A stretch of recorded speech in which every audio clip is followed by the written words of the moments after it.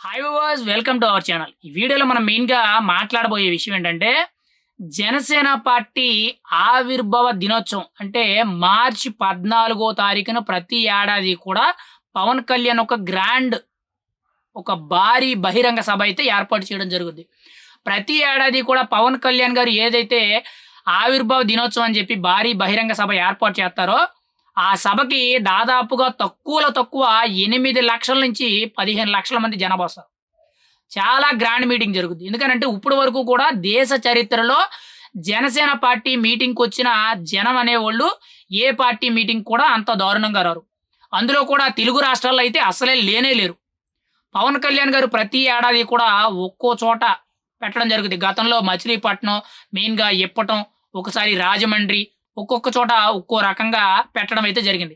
అలా ఇప్పటికి కూడా పార్టీ పెట్టి దాదాపుగా 10 ఏళ్ళు పూర్తి చేసుకుంది ఈ సంవత్సరంతో. అయితే ఇప్పటి వరకు కూడా ఏ పదవి లేకపోయినా సరే జనసేన పార్టీ ఆవిర్భావ దినోత్సవం ఏదైతే ఉందో అది గ్రాండ్‌గా జరిపించడం జరిగింది. ఇప్పుడు అధికారంలోకి వచ్చారు. పవన్ కళ్యాణ్ గారికి మరింత పదవులనేవి చేకూరాయి. ఆయన కొండంత బలంతో చాలా అభివృద్ధి దిశలో అడుగులు వేస్తున్నారు. ఇప్పుడు ప్రజలకి ఇంకా మంచి చేసే విధంగా మెయిన్‌గా పార్టీని ఇంకా ప్రజల్లోకి తీసుకెళ్ళే విధంగా ఆయన రాజకీయంగా ఎన్నో వ్యూహాలైతే వేస్తున్నారు. కానీ ఈసారి జరగబోయే జనసేన పార్టీ ఆవిర్భావ దినోత్సవం అనేది ఏకంగా 3 రోజుల పాటు ప్రత్యేకించి కూడా 12 తారీఖు, 13 తారీఖు, 14 తారీఖు 3 రోజుల పాటు జరిగే విధంగా పార్టీ పెద్దలైతే నిర్ణయం తీసుకోవడం జరిగింది. పవన్ కళ్యాణ్ గారి ఆదేశాల మేరకు నాదెండ్ల మనోహర్ గారు మెయిన్‌గా ఎమ్మెల్సీ పిడుగు హరిప్రసాద్ గారి వీళ్ళిద్దరి నేపథ్యంలో కీలకంగా చూసుకుంటే, మిగిలిన జనసేన నేతలందరినీ కూడా కలుపుకుంటూ మొన్న కొద్ది రోజుల కిందట ఒక మీటింగ్ అయితే జరిగింది. ఎలా జరగాలి?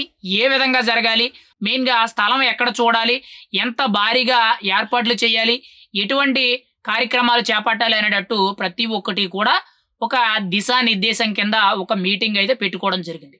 అయితే ఈ మీటింగ్ అనంతరం కీలకంగా చూసుకుంటే జనసేన పార్టీ ఆవిర్భావ దినోత్సవం అనేది రేపు మార్చి 12 తారీఖు, 13 తారీఖు, 14 తారీఖున భారీగా జరగబోతుందని చెప్పి అనౌన్స్‌మెంట్ ఇవ్వడం అయితే జరిగింది. అయితే ఈ భారీ బహిరంగ సభకి ప్రత్యేకించి కూడా స్థల కేటాయింపు కోసం ఎక్కడ చేస్తే బావుంటదని చెప్పి నిర్ణయించుకోవడం జరిగింది. ఇందులో కీలకంగా చూసుకుంటే నిన్న ప్రత్యేకించి కూడా పిఠాపురం నియోజకవర్గంలో మెయిన్‌గా పవన్ కళ్యాణ్ గారి నియోజకవర్గంలో బలంగా జరగాలి. 3 రోజుల పాటు ఒక జాతర జరిగే విధంగా, ఒక ఉత్సవాలు జరిగే విధంగా చాలా భారీ స్థాయిలో జరగాలని చెప్పి నిర్ణయించడం జరిగింది.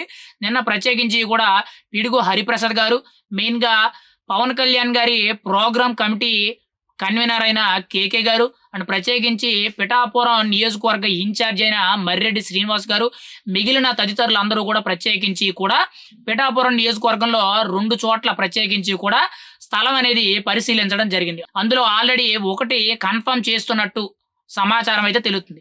కానీ ఇప్పటి వరకు జరిగిన పవన్ కళ్యాణ్ గారి పార్టీ అంటే జనసేన పార్టీ ఆవిర్భావ దినోత్సవ వేడుకలు ఏవైతే ఉన్నాయో ఈసారి చాలా భారీ స్థాయిలో జరుగుతాయి అని చెప్పి, ఇంకా అంటే గతంలో జరిగిన దానికంటే ఇంకా రెండొంతులు జరుగుతాయని చెప్పి మనకి కొంత సూచనలు అయితే కనిపిస్తున్నాయి. గతంలో మనం చూసాం మచిలీపట్నంలో జరిగినప్పుడు ఒక రేంజ్‌లో జరిగింది. అండ్ మెయిన్‌గా ఇప్పటంలో జరిగేటప్పుడు అంతకంటే దారుణంగా జరిగింది. మరి ఈసారి పిఠాపురం నియోజకవర్గంలో ప్రత్యేకించి కూడా 3 రోజుల పాటు 12, 13, 14 తారీఖుల్లో జనసేన పార్టీ ఆవిర్భావ దినోత్సవం అనేది చాలా భారీ స్థాయిలో జరుగుద్ది అని చెప్పి ఒక ప్లానింగ్ అయితే చేయడం జరుగుద్ది.